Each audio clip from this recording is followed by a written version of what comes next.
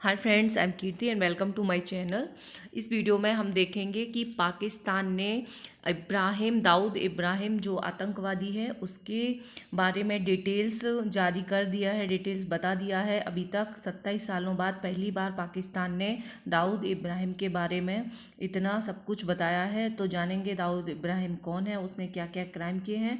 और इस पाकिस्तान ने अभी 88 आतंकवादियों पर जो प्रतिबंध लगाए हैं वो क्यों लगाए हैं, और FATF क्या है, उसकी ग्रे लिस्ट क्या है, ब्लैक लिस्ट क्या है, और क्या भारत FATF का सदस्य है, और यदि किसी देश पर FATF किसी देश को FATF या फाइनेंशियल एक्शन टास्क फोर्स की ग्रे लिस्ट में शामिल कर दिया जाता है तो उस पर क्या इम्पैक्ट पड़ता है, उस पर क्या पाबंदियाँ लग जाती हैं, वो सब कुछ इस वीडियो में जानेंगे। तो वीडियो को बहुत ही केयरफुली पूरा वीडियो देखिए, बहुत ही इम्पोर्टेंट है। तो अभी हाल ही में क्या हुआ है, पाकिस्तान ने कबूल कर लिया है कि दाऊद इब्राहिम जो है मोस्ट वांटेड है। दाऊद इब्राहिम 93 के मुंबई में जो सीरियल ब्लास्ट हुए हैं, ये चेहरा है उसका, देख लीजिए। उस 93 में जो मुंबई के सीरियल ब्लास्ट हुए थे उसमें भारत से भाग गया था, तभी से वह पाकिस्तान के अलग अलग शहरों में रह रहा है। लेकिन पाकिस्तान ने अभी तक इसके बारे में इतनी डिटेल जानकारी पहली बार दी है। तो ये बहुत ही खुशखबरी है पाकिस्तान के इंडिया के लिए। और पाकिस्तान ने ऐसा क्यों किया है, तो क्या पाकिस्तान सुधर गया है या उसके पीछे कुछ और साजिश है उसकी। तो उसकी जो मंशा है वो पाकिस्तान ने अचानक ऐसा इसलिए किया है क्योंकि जो FATF financial Action Task force जो कि इंटर गवर्नमेंटल बॉडी है, और यह संस्था जो है अपनी ग्रे लिस्ट में, चूँकि अभी पाकिस्तान इस FATF की ग्रे लिस्ट में है, और अब ब्लैक लिस्ट ना हो जाए और ग्रे लिस्ट से बाहर आने के लिए अब अल्टीमेटम दिया गया था FATF के द्वारा कि अपने आतंकवादियों से रिलेटेड सारी इन्फॉर्मेशन प्रोवाइड की जाए, अदरवाइज उसको ब्लैक लिस्ट कर दिया जाएगा। इसीलिए अभी पाकिस्तान ने ये इतने सारे 88 आतंकवादियों से रिलेटेड पूरी डिटेल जारी की है। और पाकिस्तान अभी चूँकि ग्रे लिस्ट में है, 2018 में ग्रे लिस्ट में पाकिस्तान शामिल किया गया था, और दुनिया भर में आर्थिक मदद मिलने में परेशानी होती है। ग्रे लिस्ट में शामिल है तो आगे वीडियो में देखेंगे कि क्या क्या प्रॉब्लम्स आती हैं ग्रे लिस्ट में यदि शामिल हो जाता है कोई कंट्री तो।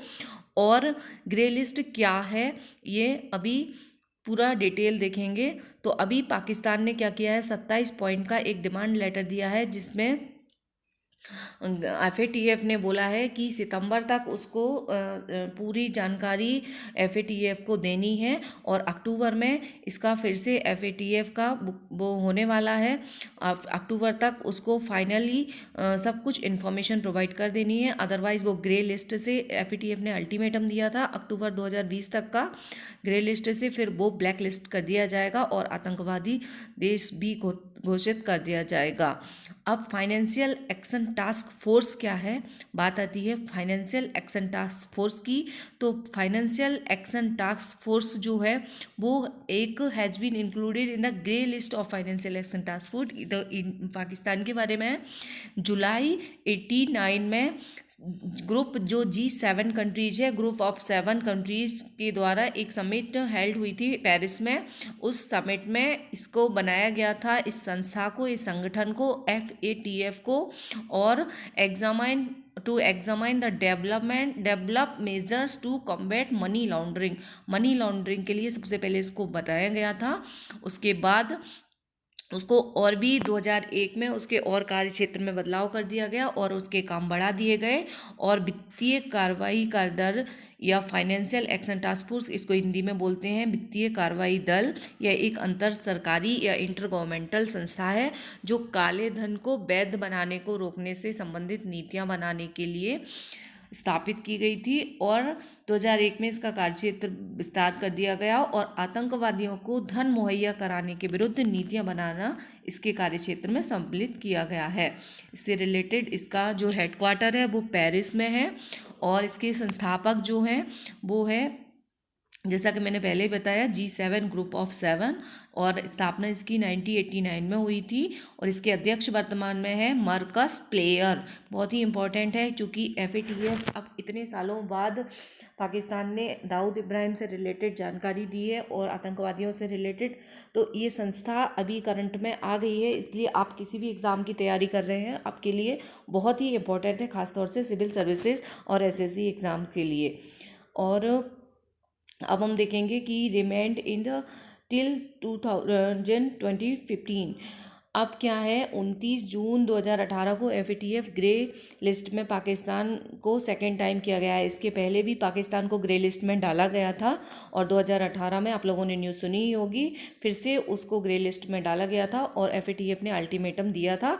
और ग्रे लिस्ट को एक और नाम से भी आपको पता होना चाहिए बोला जाता है, इंटरनेशनल कॉरपोरेशन रिव्यू ग्रुप, ये ICRG, ये जो आप देख रहे हैं ICRG, इसको ही ग्रे लिस्ट बोला जाता है। किसी भी नाम से दिया रहेगा, commonly known as grey list, आपको पता होना चाहिए।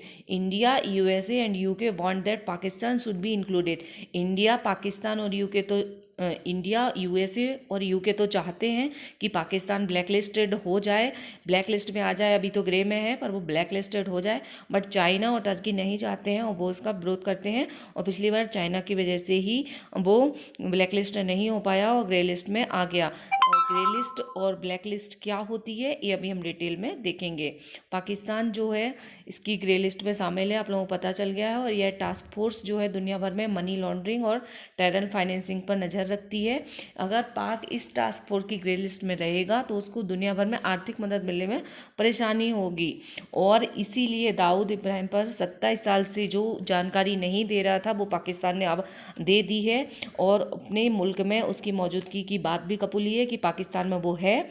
और पाकिस्तान ने शनिवार को 88 आतंकियों की लिस्ट जारी की है, जो कि हम पहले ही बता दिए हैं आपको। और ये जो दाऊद इब्राहिम है, ये मुंबई सीरियल ब्लास्ट का मास्टरमाइंड या मोस्ट वांटेड आतंकियों की श्रेणी में है, आता है। अब इसके 14 पासपोर्ट, और कराची में उसके 3 घर हैं, और उसका पूरे पासपोर्ट की डिटेल्स दी गई है। तो ये बहुत ही इम्पोर्टेंट है। अब हमें ये देखना होगा कि ये जो ग्रे लिस्ट है, ये एक तरीके की वार्निंग होती है। जिस तरह से फुटबॉल में येलो कार्ड दे दिया जाता है वार्निंग के लिए, इसी तरह से एक ग्रे लिस्ट वार्निंग है कि यदि आप अपने आतंक टेरर फंडिंग से रिलेटेड सारी इन्फॉर्मेशन प्रोवाइड नहीं करते हैं, मनी लॉन्ड्रिंग से रिलेटेड और टेरर फंडिंग से रिलेटेड, तो आपको ब्लैक लिस्ट कर दिया जाएगा। अब क्या होता है, when a country comes in a grey list, कब आती है कोई कंट्री ग्रे लिस्ट में, ये हमारे लिए बहुत इंपॉर्टेंट है जानना कि किसी देश को ग्रे लिस्ट में कब डाला जाता है। जैसे कि पाकिस्तान को डाल दिया जा गया है। When a country comes in a grey list in faces many problems, like जैसे पाकिस्तान कर रहा है, टेरर फंडिंग कर रहा है और आतंक खुलेआम कर रहा है, और ये सब चीज़ें मनी लॉन्ड्रिंग में भी इन्वॉल्व रहता है। उसके बाद उसको ग्रे लिस्ट में शामिल कर दिया जाता है, तो क्या क्या इम्पैक्ट उस कंट्री पे पड़ते हैं। Economic sanction from international IMF, world bank और ADB, जो बड़ी बड़ी संस्थाएं हैं, उनके जो इकोनॉमिक सैंक्शन है और उन जो ये देशों को धन या ऋण प्रोवाइड कराते हैं, वो भी बंद हो जाते हैं। और the problem in gathering loans from international institution, जो लोन्स होते हैं वो भी नहीं दिए जाते हैं, जो अनुदान दिए जाते हैं देशों को, विकासशील देशों को, इन बड़ी इंटरनेशनल संस्थाओं से, वर्ल्ड बैंक से, IMF से, वो भी नहीं दिए जाते हैं। और overall reduction in its international trade, इसके पूरे इंटरनेशनल अंतर्राष्ट्रीय जो ट्रेड होता है उस पर भी रिडक्शन या कमी आ जाती है। और इंटरनेशनल बाइकआउट, इसका पूरी तरह से इंटरनेशनल बाइकआउट किया जाता है यदि ग्रे लिस्ट में आ जाता है। तो ये सब चीज़ें अभी पाकिस्तान के साथ हो रही हैं, और यदि ब्लैक लिस्ट कर दिया जाता है तो इससे भी बुरी हालत हो जाती है। अब हम देखेंगे कि what are the black list and grey list of the FATF। Black list यदि कर दिया जाता है तो ब्लैक लिस्ट क्या होता है, और ग्रे लिस्ट में डाल दिया जाता है तो वो क्या। FATF जो है, फाइनेंशियल एक्शन टास्क फोर्स, ये 2 टाइप्स की लिस्ट जारी करती है, ब्लैक लिस्ट और ग्रे लिस्ट। ब्लैक लिस्ट जो है वो है Only those countries are included in this list that FATF consider as uncooperative tax haven for। उन लोगों को जारी की जाती है जो FATF जिनको लगता है कि वो uncooperative tax haven for terror funding, terror funding के लिए अनकोऑपरेटिव टैक्स हेवन्स की तरह वो काम कर रहे हैं। और these countries are known as non cooperative countries, NCCT। Very important term है, ये आपको पता होना चाहिए। नॉन कोऑपरेटिव कंट्रीज और टेररिस्ट, जब ब्लैक लिस्टेड हो जाता है कोई कंट्री तो उसको बोला जाता है NCCTS। और countries that are supporting terror funding, इसका मतलब होता है कि वो सपोर्ट कर रहे हैं टेरर फंडिंग को, आतंकवादियों को फंडिंग कर रहे हैं और मनी लॉन्ड्रिंग एक्टिविटीज़ में इंक्लूडेड है। तो ये ब्लैक लिस्ट हो जाती है। चूँकि अभी पाकिस्तान नहीं चाहता है कि वो ब्लैक लिस्टेड हो और ग्रे लिस्ट से भी बाहर आना चाहता है, इसलिए ये सिर्फ दिखावा कर रहा है। और इतने सारे आतंकवादियों की जो सूची और डिटेल जारी की है उसने, वो उसकी मजबूरी बन गई है, क्योंकि अदरवाइज उसको इतनी सारी प्रॉब्लम्स, ना तो इंटरनेशनल कोई सुख सुविधाएं मिलेंगी और पूरी इंटरनेशनल तरीके से उसका ट्रेड बाइकआउट, पूरा बाइकआउट कर दिया जाएगा। इसीलिए उसने ये दाऊद इब्राहिम की जानकारी हम लोगों को मुहैया कराई है।